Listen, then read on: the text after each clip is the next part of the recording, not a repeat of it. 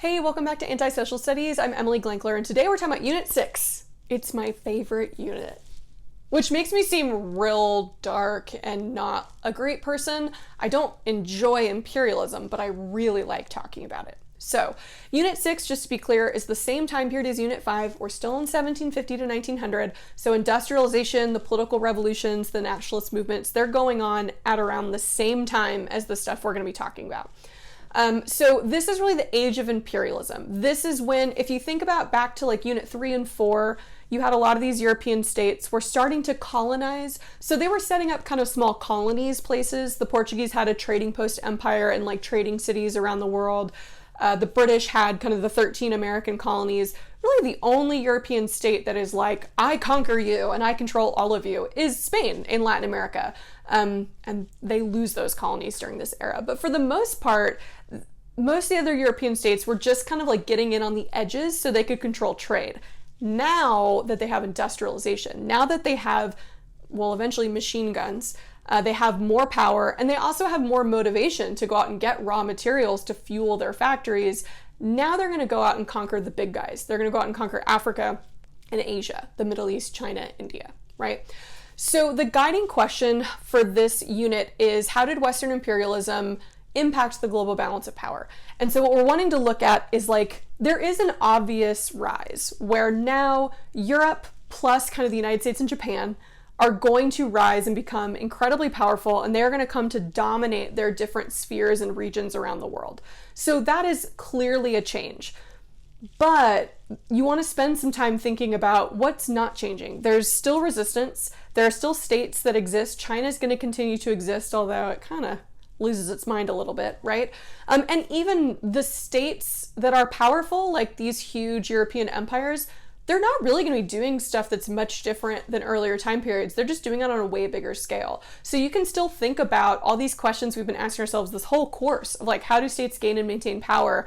You're going to see similar tactics from the United States and Hawaii or whatever. They're just now with the backing of like industrial strength, and they're happening across the globe. Okay, so for our basic questions that you really need to be able to answer by the end of this unit, the first is, what were the ideological justifications for imperialism? And this one's gross. This one's not going to be fun to read. There's no like nice answer to this. It's basically racism. Here's the way I like to describe it, is that really the true motivation for imperialism was economics. The true motivation, like, it is so much trouble to try to control India. It's so much trouble to try to control all of Southern Africa. So why would the British mess with it, right?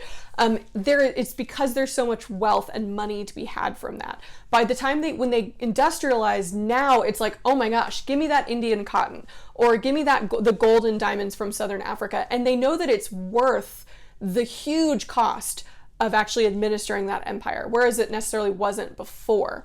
And so economics is really the motivation. But the justification, the way they rally the troops, the way they convince themselves that what they're doing is a good thing, is racism. So you're going to see terms like scientific racism, which I really think the word scientific should have quotes around it at all times because it's not based in science. But you're also going to see social Darwinism, and you're going to see things like the Christian civilizing mission. Essentially, during this time, white Europeans mostly look around and say, like, well, how do we explain why we're doing so much better than everyone else? And they're really thinking about kind of with the Industrial Revolution. This is around the same time that Charles Darwin publishes his On the Origin of the Species, which talks about survival of the fittest. And a lot of white Europeans just come to the conclusion, they think scientifically, that white people are just the fittest. They're just the best. And so it's our duty to go out and like teach the less fit, the less evolved people how to be. And it's really terrible. And you're going to see some really troubling images. You're going to hear some really troubling stories. Not that we haven't had like tons of darkness and terrible things in the past in world history, but you're going to see them because we have a lot more documentation for this time period. And just be aware that none of that is based in science and none of that is based in fact, but it does become very real because it impacts world events during the 19th century and beyond. The second question is, what are the different ways that states impose their power? Because it's not all just like military conquest, right? So you're going to learn about straight up violent conquest, like the Belgians in the Congo, where they just brutally mistreat their people so that they can get rubber to fuel factories like making tires for bicycles and eventually cars and that sort of thing. But you're also going to see things like economic imperialism, or just sort of this kind of soft imperialism. The United States is really good at that in Latin America. You're gonna see people like Teddy Roosevelt going out and being like, hey, Panama, we'll help you be independent if you let us build a canal. And so it's not all like top-down military conquest, or you're gonna read about what are called like spheres of influence. So especially places like China, where we don't necessarily wanna have to govern all of China, it's really hard. You might see us kind of carving up and basically just saying like, well, okay, in this city, England kind of rules the roost, even though it's technically still China, yada, yada, yada. The other question you want to be able to answer is, how are states responding to imperialism? They respond differently. Now, to be clear, pretty much all states like don't like it.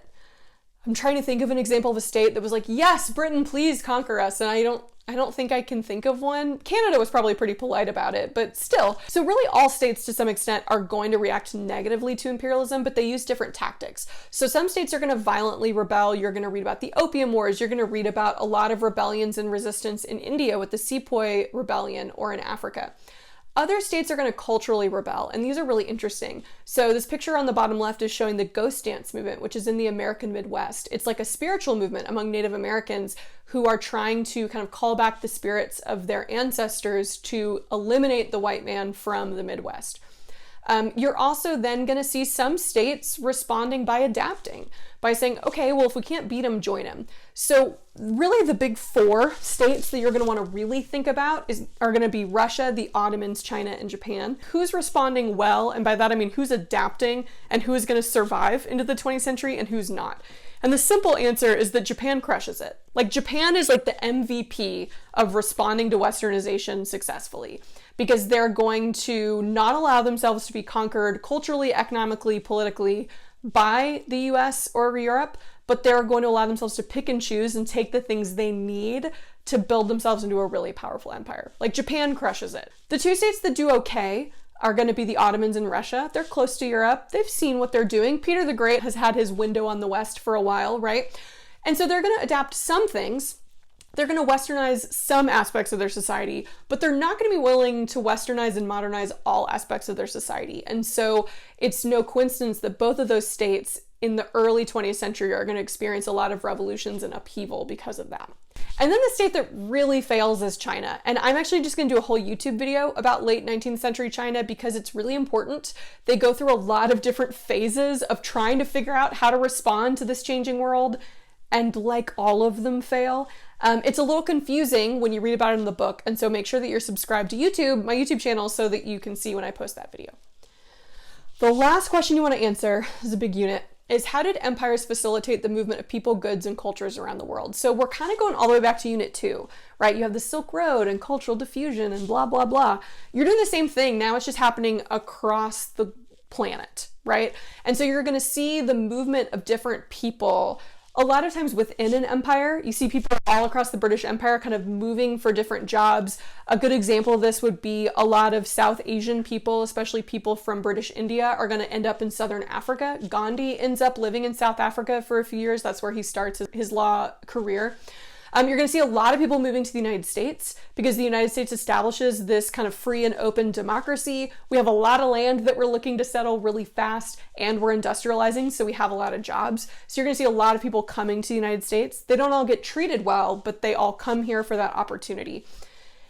And you're also going to want to think about, how are those cultures spreading and changing in the same way that they spread and change when Buddhism spread around the world or when Islam ended up in Southeast Asia, right? What happens when Filipinos end up in Hawaii and California? And a lot of times they're going to be really mistreated. They're going to be really low down on the social hierarchy. What happens when the Irish end up in, American New England? They create things called ethnic enclaves, which is like Chinatown in San Francisco is an ethnic enclave.